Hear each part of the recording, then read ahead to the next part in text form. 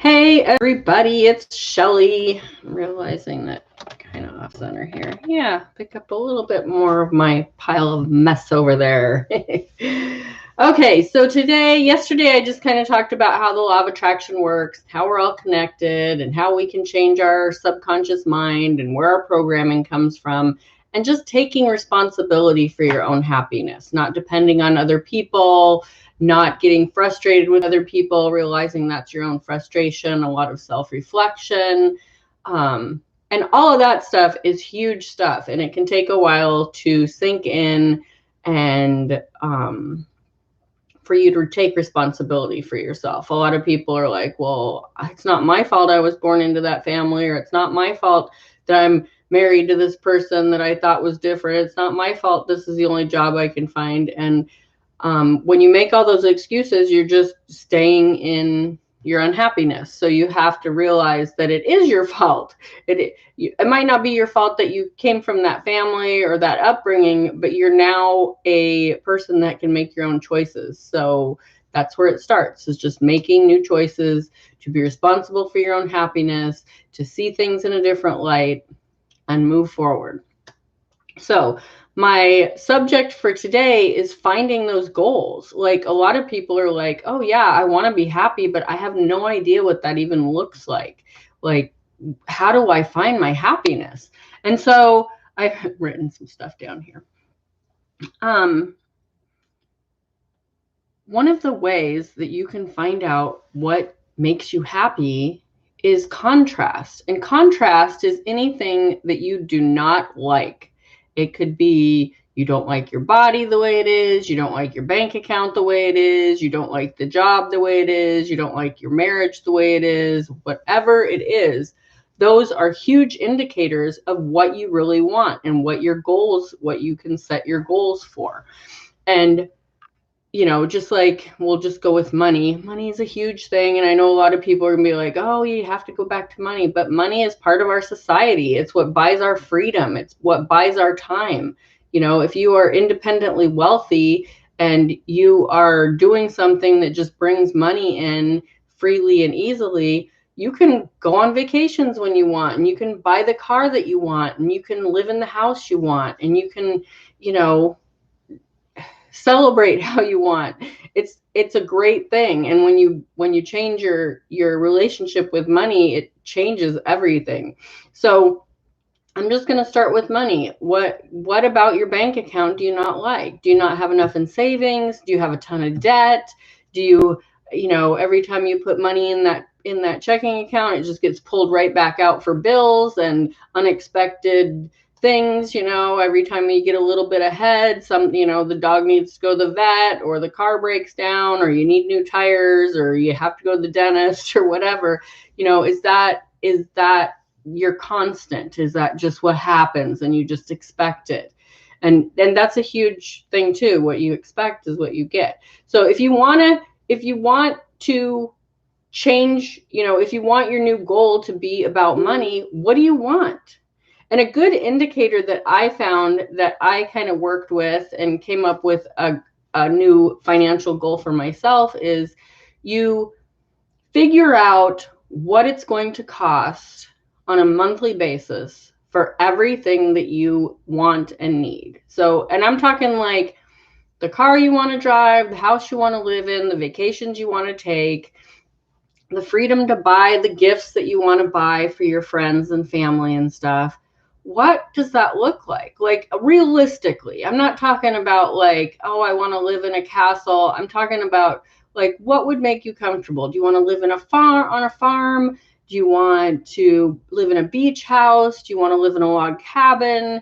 Do you want to, live in the city in a high-rise apartment? Do you want to live, as far away from everybody in a secluded area out in the woods somewhere? Like, what do you want? What is that? What looks good to you for that?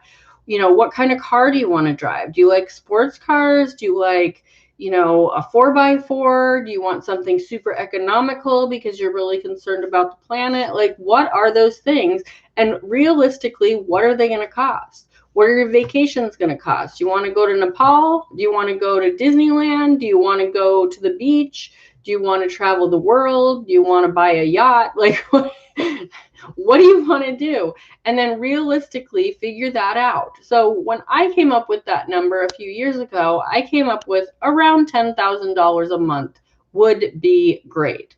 And then you triple that and you make that your goal. And that way you have like an extra buffer and you can put stuff in savings, and it just like, it's kind of out there far away, but it's not so far out there. Like, I want to win $100 million in the lottery. Is that possible? Yes. If you're not ready for it, if you're not ready for that much money, and that sounds a little insane, but it's true. If you look at statistics, people that win the lottery are usually back where they started within 5 years because their mindset hasn't changed. They just got this load of cash dumped in their lap and they don't know what to do with it. They don't know how to handle the people that come around when you have that kind of money. They don't know how to handle the investments. They don't know how to handle any of it.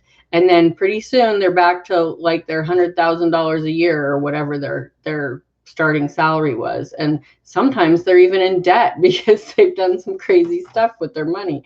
Anyways, so come up with some goals. Are you not happy with your body? What would be your ideal weight? I had a doctor once tell me that when I graduated high school, if I was in shape, what was that weight? And that's my ideal weight. And I thought that was a little optimistic, but it kind of is true. I mean, by the time you graduate high school, for most of us, we have reached our, plateau of growing tall, and a lot of us were in really good shape because we're in those teenage years. And I know for me, I weighed like 120, 125 and ate whatever I wanted. And I mean, I didn't work out. I just, so to think about being 125 right now feels like I would almost look emaciated.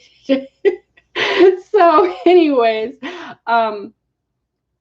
yeah, so just come up with a goal weight. Like my goal weight is like between 130 and 140 would be amazing. I would feel so good at that weight and I would wear the clothes that I wanted to wear.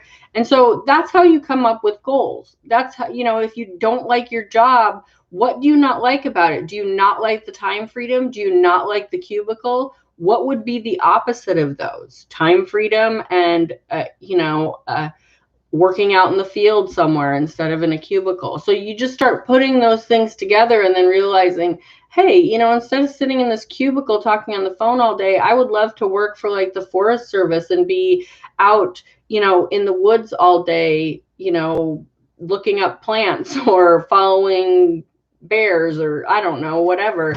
And so that's how you figure out your goals. And if you already have goals in mind, I suggest finding something that's just a tad bit out of your realm. Like, say you want to, like I said, you want to make, $10,000 a month because that's what would make you comfortable. And then up that to $20,000 or $30,000 a month and just see how that feels. I mean, $30,000 a month is only $360,000 a year. And some people might say, oh my God, Shelly, that's a lot. But to some people, that's a drop in the bucket. Like that's nothing. 360,000 in the community that I live in would buy you a very moderate home. So yeah, find your goals. And you can call them goals, you can call them desires, you can call them dreams, you can call them, whatever you want to call them. I know some people are like, oh, you shouldn't call them goals. Well, that's what they are. They're goals. They're things you want to get to. And so again, like I talked about yesterday, the secret to getting to those goals is being happy with what you have now. If let's say you have a house and you just feel like you don't have enough room in that house and it's always cluttered and you're so frustrated with it, what are you grateful for about that house? Like, could you make it better? Could you box some stuff up and put it away? Could you just make it feel better? Could you turn your bedroom into a sanctuary? Like, it's little things like that that start the ball rolling for the future, because then the universe goes, oh, you're grateful for your house, and at the same time you're telling me that there's a bigger house out there for you that's waiting for you. Okay, I'll start to make that happen. And it's not so much the universe like is like this, you know, one soul that's watching over you and telling you, you know, okay, I get you. You're being grateful and this is what you want, so we're going to make that happen because that looks real to us.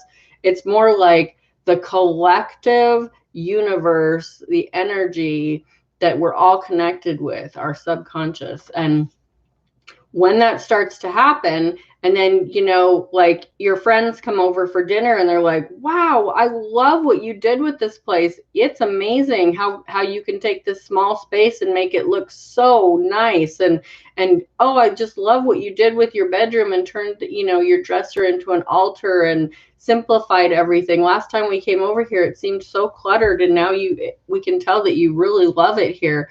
And you can say, yeah, I do love it here. And I'm so excited for the next steps in my life and my new house that I'm going to get soon. You know, I was talking to my aunt a few years ago. My grandmother had passed away and she was selling the big house that they both lived in together. And my aunt is just really into just being as simple as possible as far as housing and cars. And she's really into the environment. And I just love that about her. And she had been starting to look for a house that, you know, wasn't so big and was in a sweet little neighborhood. She kind of had a neighborhood in mind, and she was kind of fretting because she had found a couple houses, but like one of them, the guy just wasn't ready to sell, but it was just this perfect house. And how can she make that happen? And I'm like, you can't. If he doesn't want to sell, you can't. And I said, you know what is going on right now is you haven't sold this house yet. And the reason for that is because there's somebody down there, because they lived up on the hill and she wanted to be down in the flat part of the town.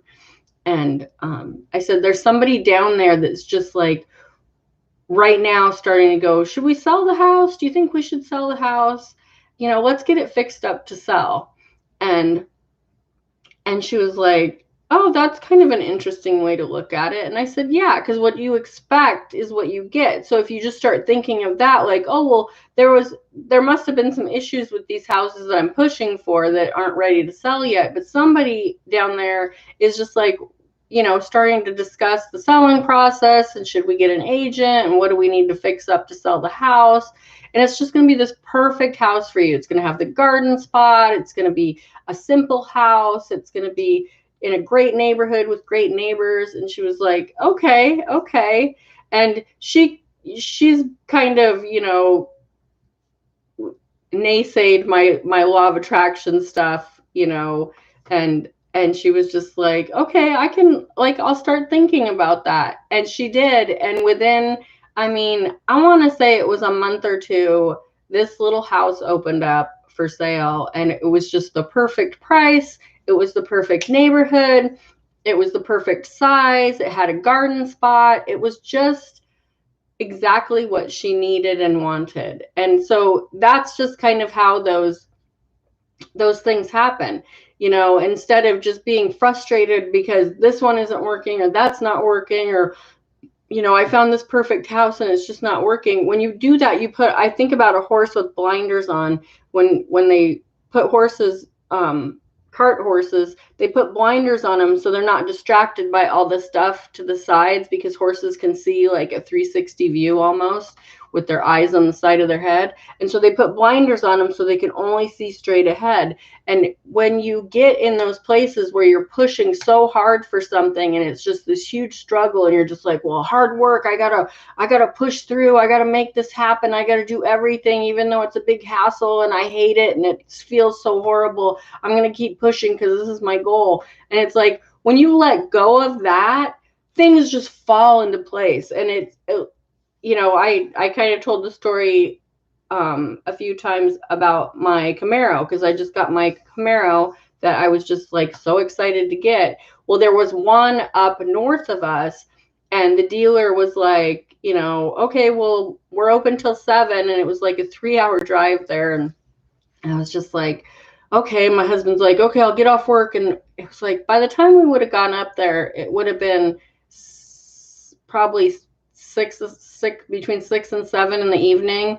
And I told the dealership, before I come up there and look at the car, I want to have all my finances in order. I want to know what my warranty is going to be. Like, I want everything lined up. And right now, the way everything's going with, social distancing and stuff, that should have been an option. And they were just like, oh, we're not going to run your credit or anything until you get here, because we want to make sure you like the car before we start the financial,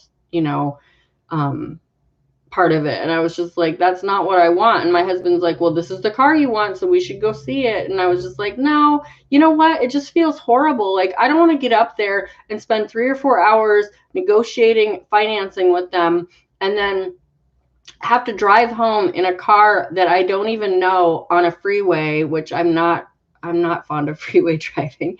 And it just sounds horrible. It'll be like midnight. I usually go to bed between 9 and 10. I'm just going to be exhausted. No, I'm not doing it. Screw it. I'm not doing it.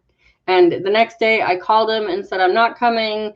It's just not what I want. And you guys aren't working with me the right way. And, whatever.